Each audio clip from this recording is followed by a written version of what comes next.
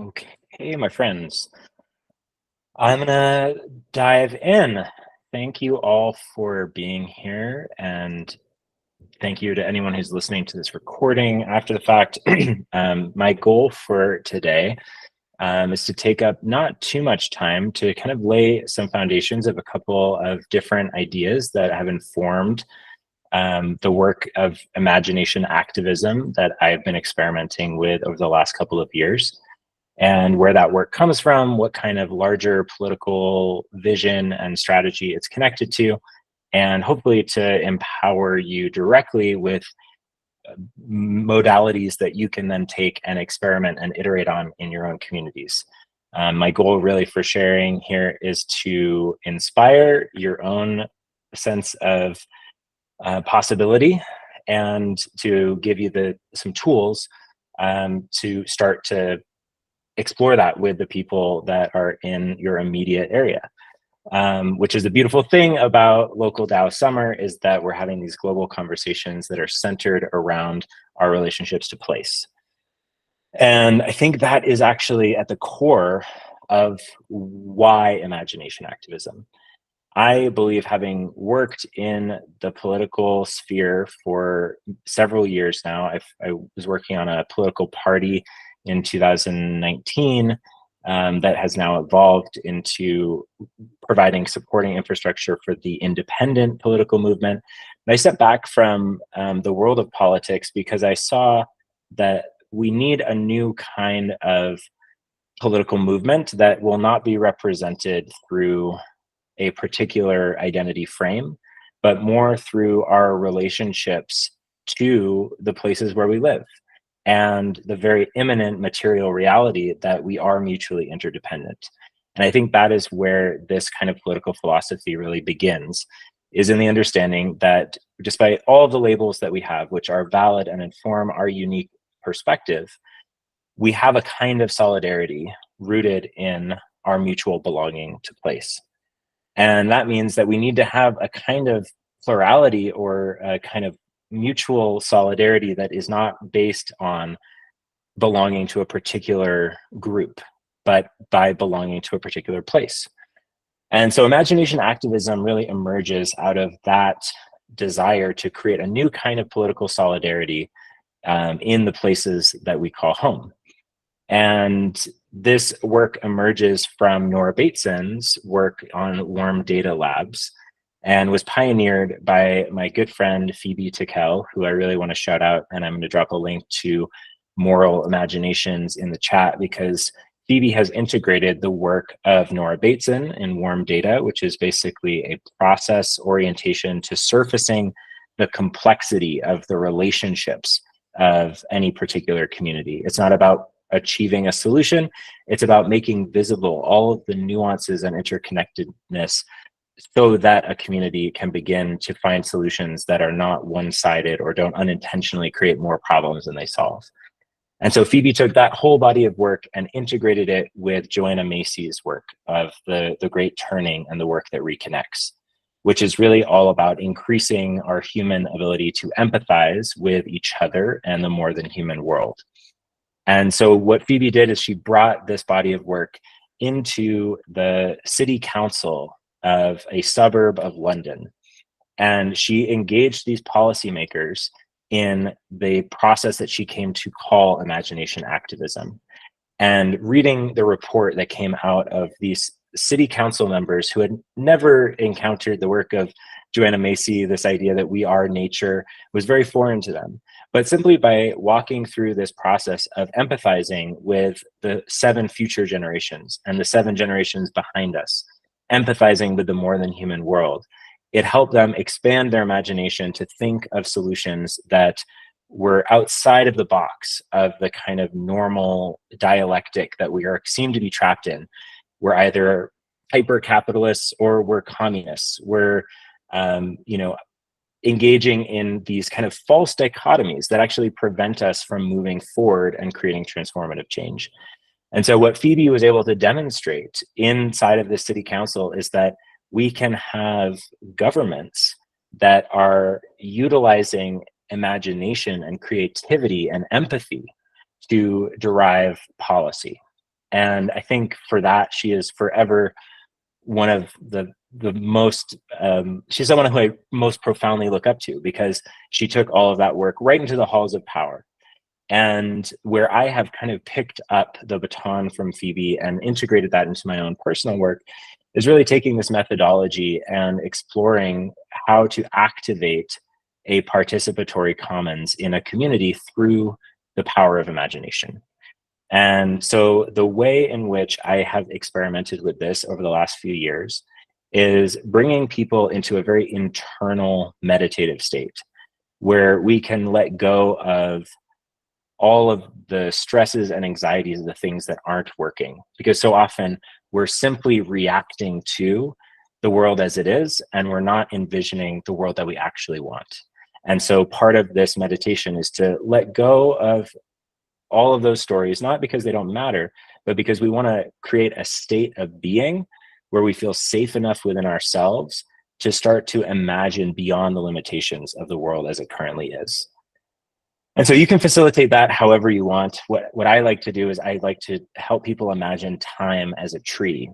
And the roots of that tree are all of our ancestors and all of the choices that they made to be able to survive, to get us into the position where we now have the gift of being alive. All of us are alive because we have ancestors who survived really intense traumatic experiences.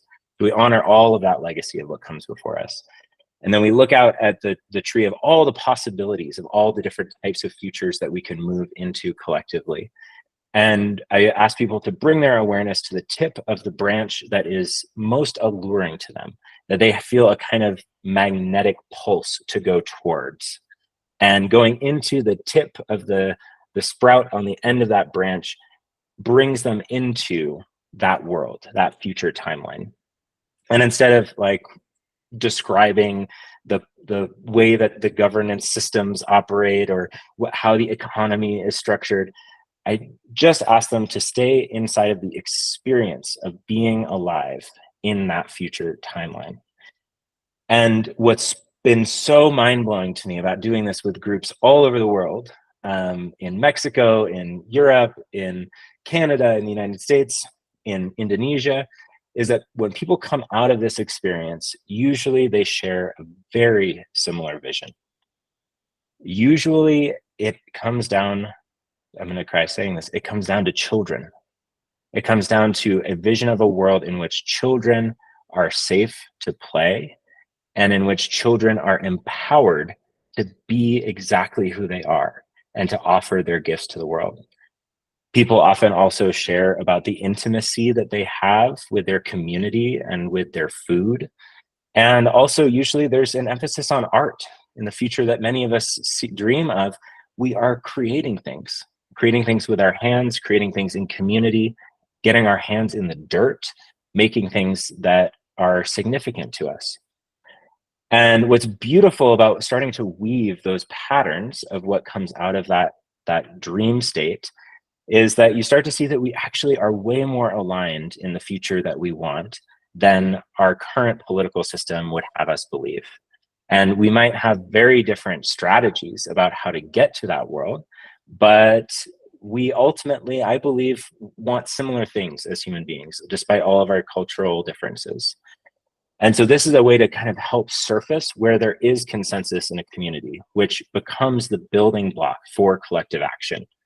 Because unless we have a shared sense of that we belong to each other and to a shared vision of what we want, it'll be very hard for us to stay in the trenches of actually doing that hard work together. And then I bring in a body of work that I learned through the Design Science Studio, which is connected to the Buckminster Fuller Institute, which is all about telling the story backwards in time from this ideal future state to the present moment. And that is less of a meditative exercise and more of a facilitated group exercise where we split off into small groups, and those groups craft a story, craft a narrative around how we got to that ideal future. And we map all of this. We map the visions that people have, the themes from those visions, and we also map the stories that they tell about how we got from one place to another. And up until a few months ago, this was about as far as I had taken the process.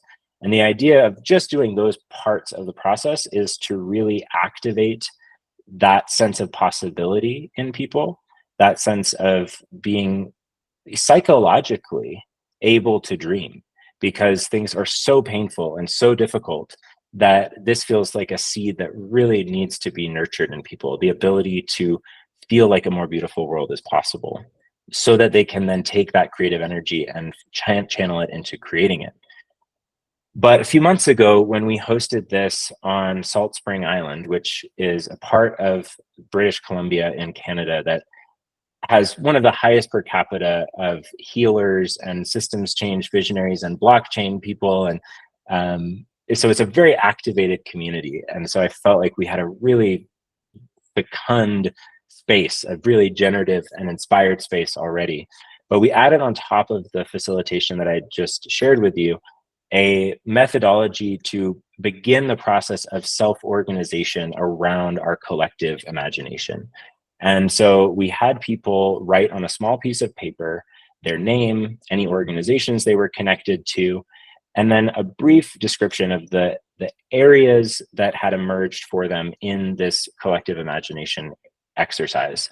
And we broke down those areas in terms of various sectors of society: food, housing, water, children and elders, culture, indigeneity, spirituality. And we had people simply walk around the room just to get a sense of who else was there in their community and what their passions were. And people were looking at each other's pieces of paper, feeling each other, and then moving on. And then in the next round of the exercise, we had people find the others who had a shared passion area and gradually begin to form blobs of aligned groups that wanted to have conversations focused on the same particular area of interest. And then those small groups started to brainstorm what are the immediate actions that we could take directly in our communities to be able to move us closer to this shared vision that we have of the future that we want.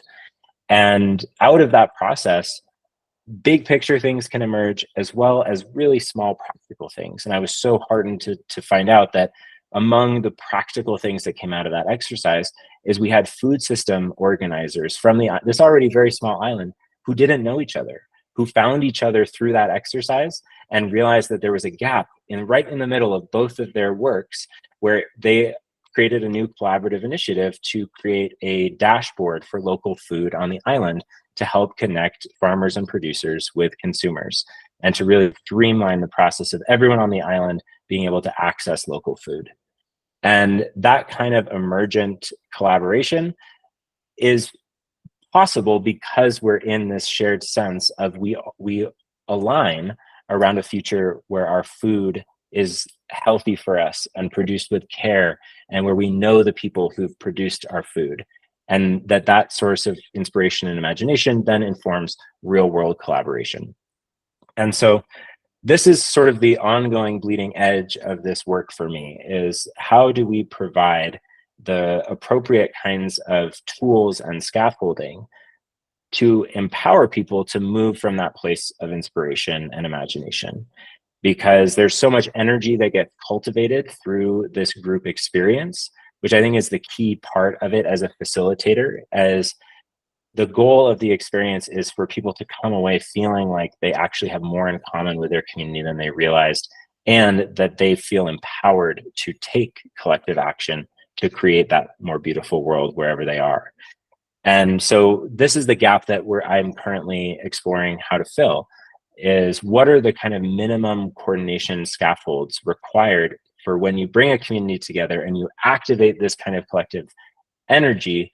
How do you turn that into ongoing participation, ongoing stewardship? Because it's easier to build up that energy than it is to sustain it over time. I think anyone who's done community organizing knows you can throw a really cool event, people are really excited, and then no one shows up the next week. And so how can we provide infrastructure and tooling that supports these kinds of commons-based approaches to direct systemic change in our communities? And I think the framework of institutions, which we've jammed on last week, is really important here, because an institution provides the same kind of function that an institution has. For example, the government is supposed to coordinate the commerce of your county, for instance, but usually the commerce committee is all just the big business owners of that community. And in an institutional context, we could provide the same kind of coordination function that should be happening through our systems of democracy and begin to reestablish the sovereignty of our communities to provide that function for ourselves. And so imagination activism becomes a methodology to create that soil from which these institutions can emerge through increased connectivity, through shared sense of solidarity and mutuality, and a sense that it's possible for us to dream and create a more beautiful world. And so I would be happy to share in the chat afterwards or after this call a little bit of a handbook of how to facilitate a process like this. And I would love to be in person with all of you someday, hosting these kinds of gatherings to establish imagination activism as one of the tools in our tool belt to both activate and then provide continued coordination support for our communities to rise up into creating the future that we all want. And so with that, I'm going to close and open up for dialogue and questions. And I'm looking forward to being able to share this as a facilitation process with anyone who would like to receive that.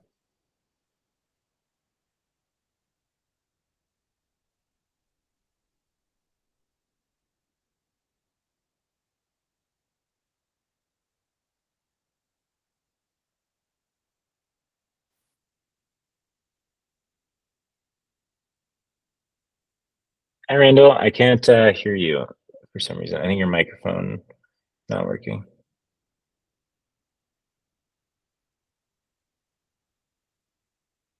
Can anyone else hear Randall? Is that a me thing? Yeah, I can't hear him either. Yeah.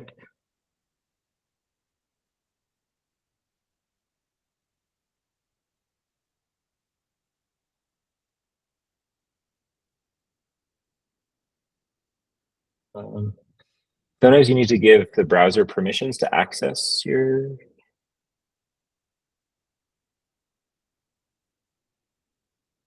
I don't know.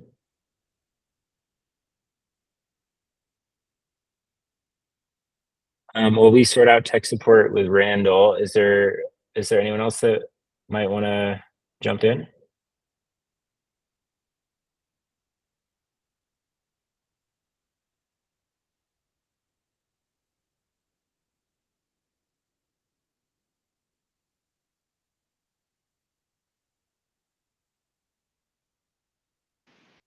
Thank you so much. This has been really interesting.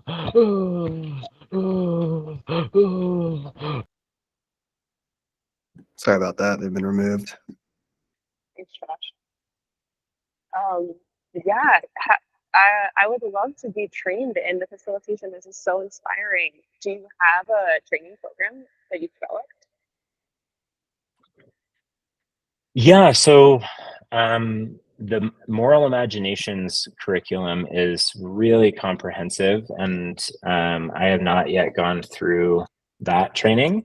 There is a warm data training coming up in September in the Bay Area that I will probably be attending. And then yeah, it's I feel a kind of responsibility to Phoebe to kind of honor the lineage that this work comes from, but I also felt very empowered, like it's a general kind of field of experimentation. And so I I think there's some capacities that I've naturally developed over time that have made this easier to kind of experiment with. But I'm not formally trained in this as a methodology, nor do I have a formal training, but I do have like a set of steps of a process that you're welcome to utilize. And then if you want to do the. Hey, Benjamin, check in. Maybe you hear me fine now? Yes. You do? Okay. That's excellent.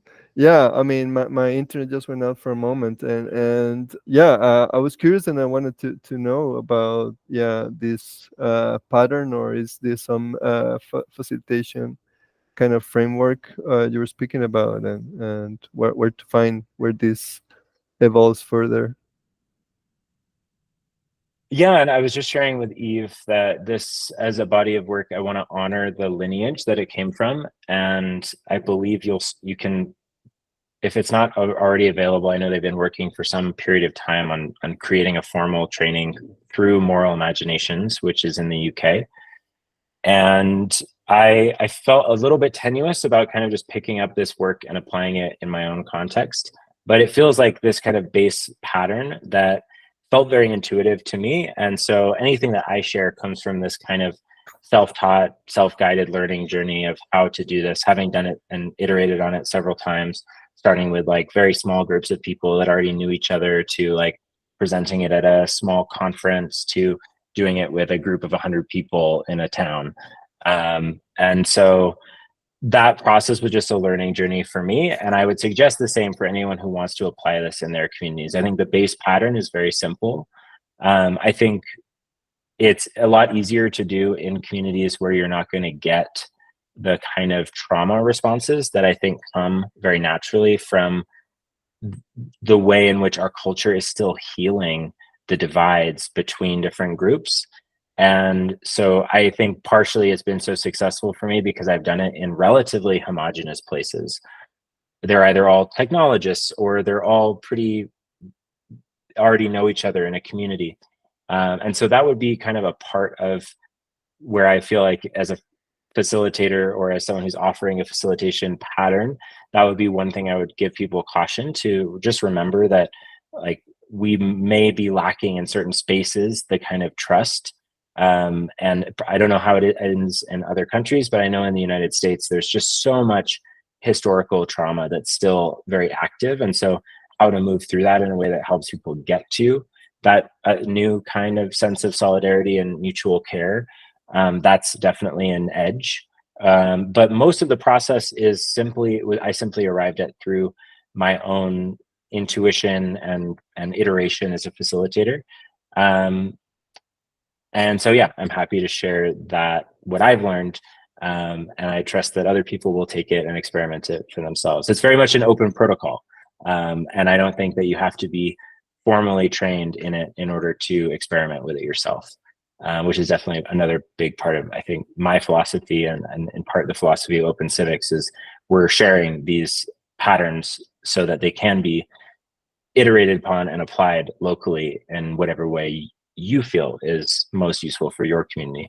But there are certain facilitation capacities that I do think are very helpful. Like, how do you bring people through a kind of disruption where maybe there's an argument or a conflict that emerges?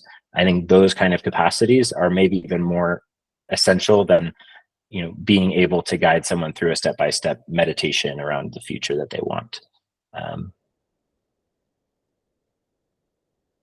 Yeah, so the question in the chat here from Meredith, how working with small groups versus larger communities in this kind of facilitation, how many people can you effectively reach collectively? Does growth have to happen gradually in small groups?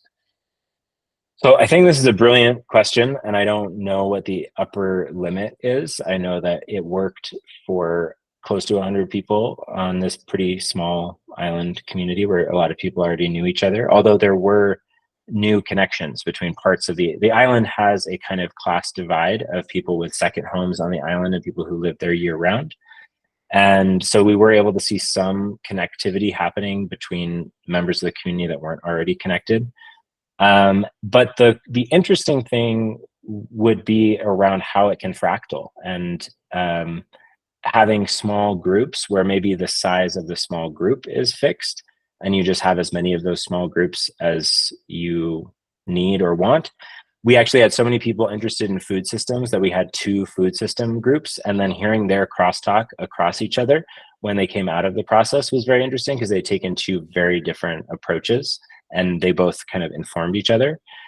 So that's sort of one of the keys of how to leverage the stacking benefits of fractals, is if you break people up enough times and then integrate the learnings at each level of scale, you could have a really huge group of people.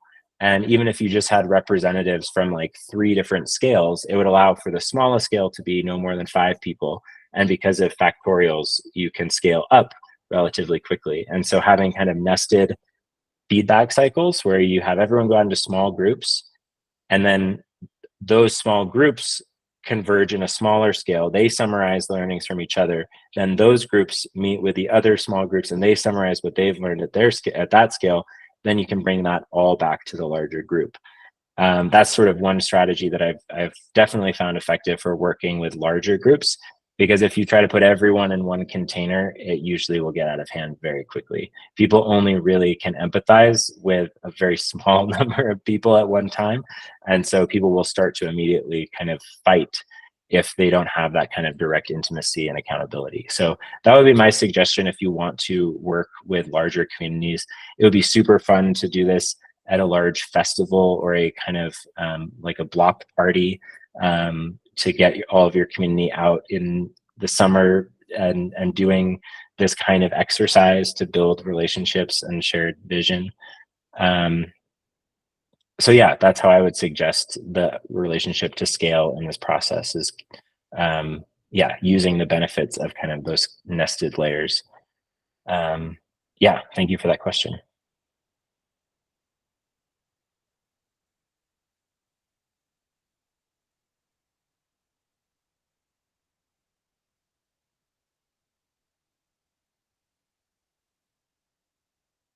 The other piece that could be interesting to share is one of the things that I've been inspired by is sharing this pattern with other people who might use it in their communities. I think it would be really beautiful to collect the imagined futures that people have. I think having a kind of online, almost like an art project actually, that helps to kind of surface maybe at random different people's visions of a future, and to have a distributed network of people running these processes all around the world, and gradually just collecting more and more visions of a possible future. I think that's the kind of near-term science fiction that we need right now, is because we're in this liminal time where our current systems are falling apart. I think it's really important to harness that energy into dreaming into a different kind of world, because we, I think, have the opportunity right now in these kind of larger arcs and cycles of history, to reinvent what it means to be a human society, because of the kind of runaway train of the way that things currently are. It literally can't sustain itself. And so I think this is also maybe correlated to grief work. And I think it's also important to name the importance of grief and creating community spaces to express that grief together. And I didn't really focus on that in this presentation, but I've also had really powerful experiences of just being with the grieving together. And that can be just as powerful as being in the imagination, is just bringing a community together just to feel grief around what is being lost, and the hardship that so many people are having to endure right now.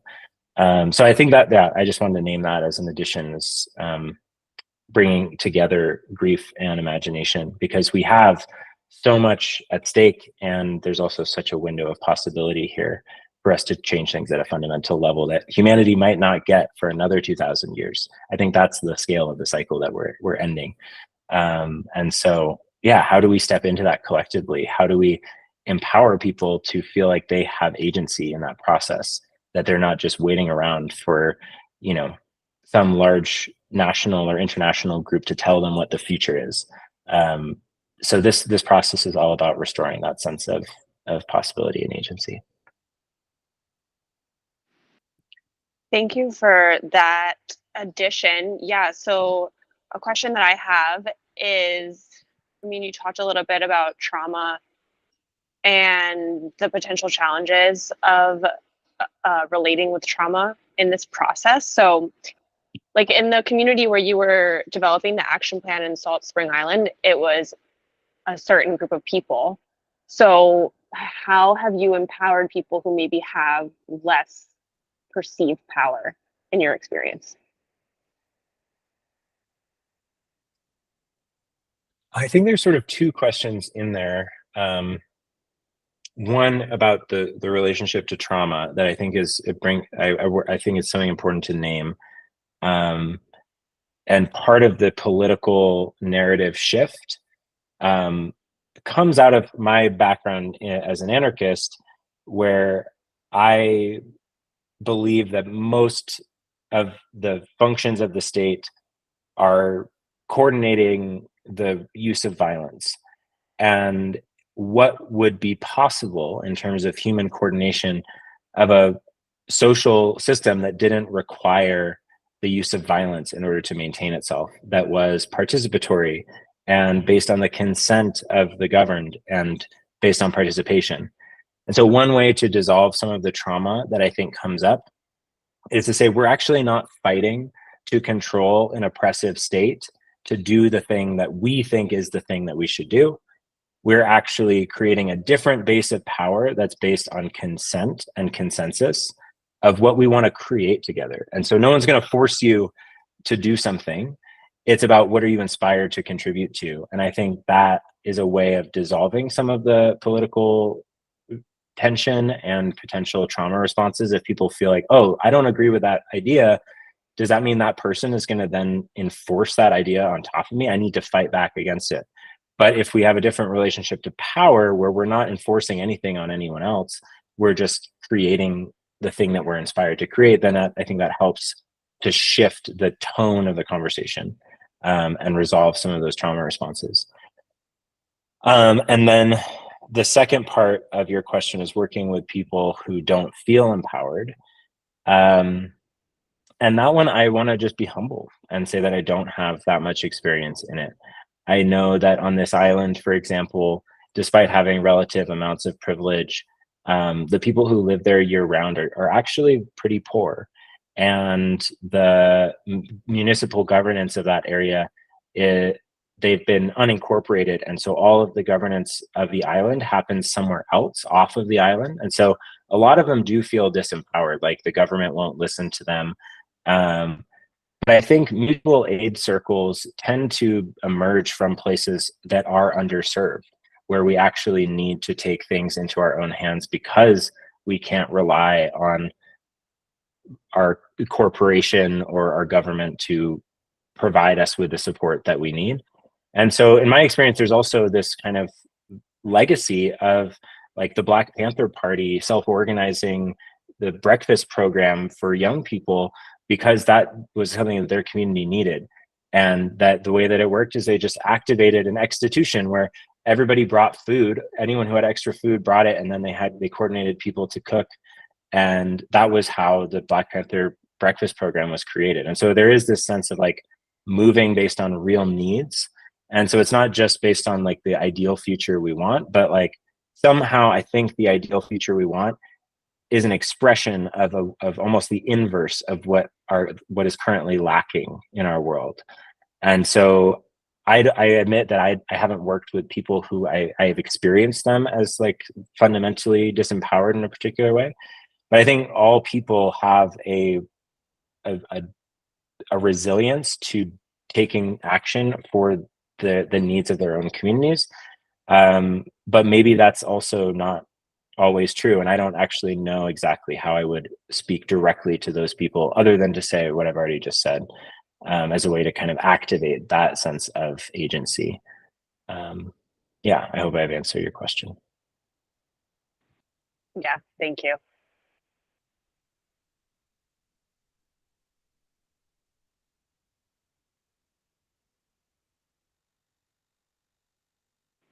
Have you ever done this work with kids, with children? I have done this work with a mixed group that included kids. And oftentimes the kids are able to think even more, like the things that kids bring into the process are absolutely incredible. And I think doing it across generations is a really great way to do it. because it actually acknowledges that it's their future that we're talking about. And so giving them a voice in naming that future, I think, is really powerful and surprisingly profound. I mean, like, yeah, so I definitely encourage that.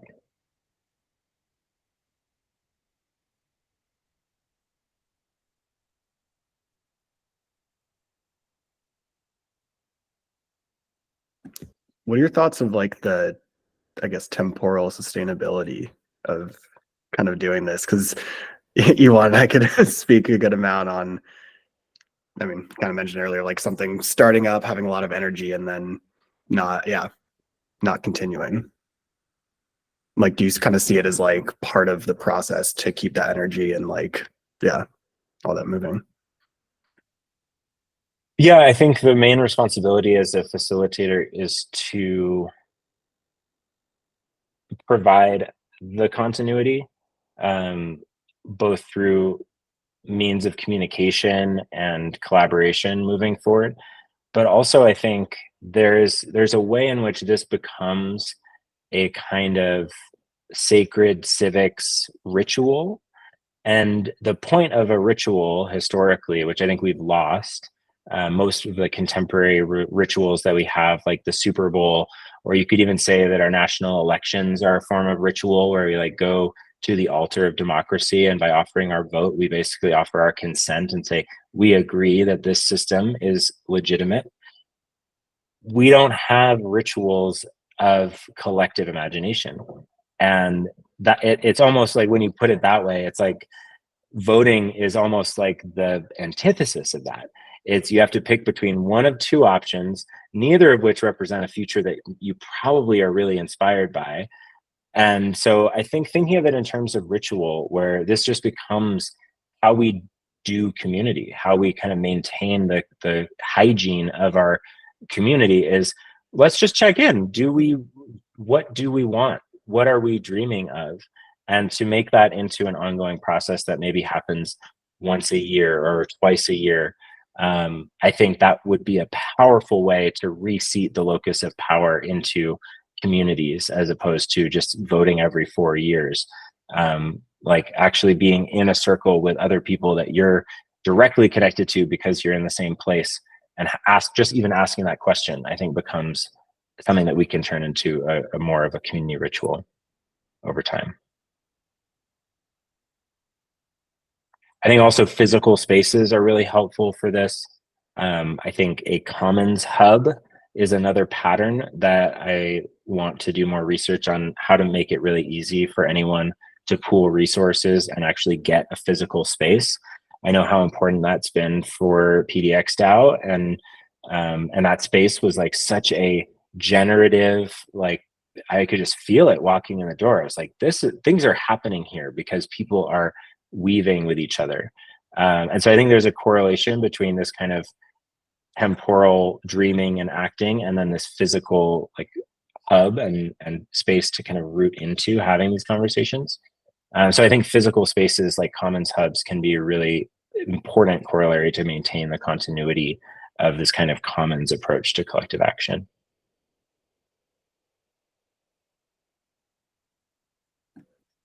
Yeah, no, totally agreed. And I mean, so Ewan, I don't know if you're here or want to say anything. Shout out. Yeah, if I have any questions or things to kind of poke at, but that's, yeah, kind of what I've been referring to, and the energy kind of dying down, and yeah, things becoming honestly sometimes more of like a suck than an ad. Yeah, I don't know, Ewan, if you have any thoughts.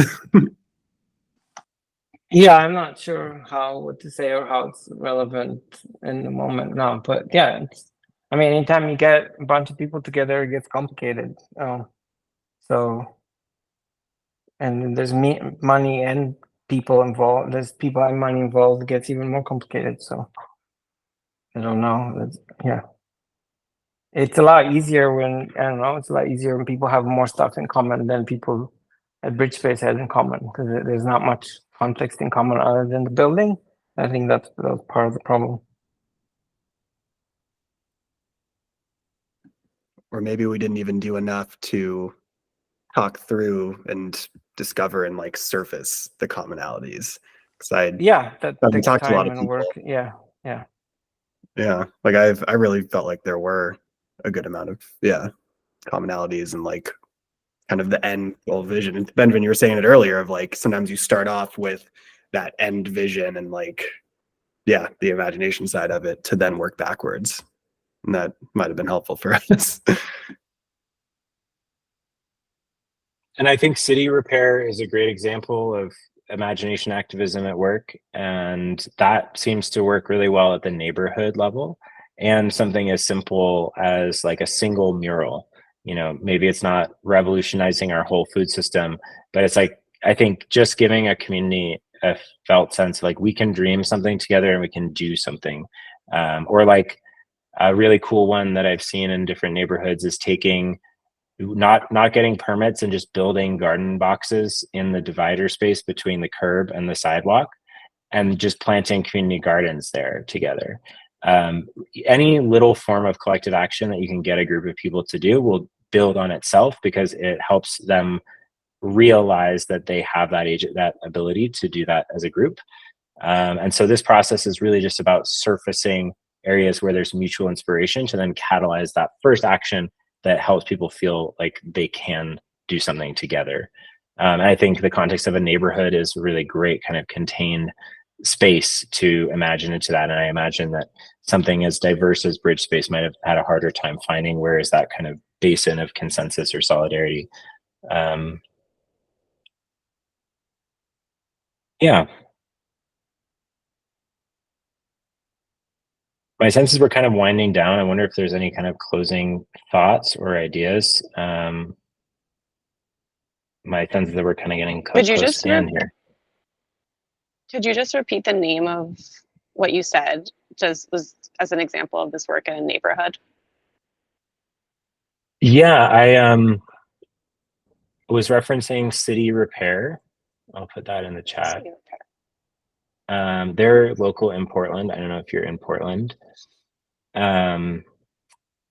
But they've shared a bunch of different actions that they've taken together, most of which are just the ones that I shared. They've also done natural building exercises together to like, they also take down the fences in the backyards so that the houses in a urban area feel more like a commons. That's also happened in the Bay Area as well in Canticle Farms. So there's some cool neighborhood initiatives like that that are a really great demonstration of a neighborhood coming together and taking collective action together. Cool, thank you. I'm not in Portland, I'm in New York, but it's very neighborhood culture and based in New York, so I'll definitely take a look. Awesome. Cool. Well, with that, I think that was the jam. I hope that there were inspiring nuggets that you can take away and apply. And I'll follow up in the Telegram group with some links to Moral Imaginations and a kind of facilitator's guide for this process. And then if you do utilize it, just DM me and let me know how it went. Because I want to keep learning together, because I feel like I'm a student of this process of how to actually get people into that state of empowerment. So yeah, thanks for being here. Thanks for listening. And I will see you all very soon. Thanks so much, Benjamin. Thanks. Bye. Thanks, everybody. Bye.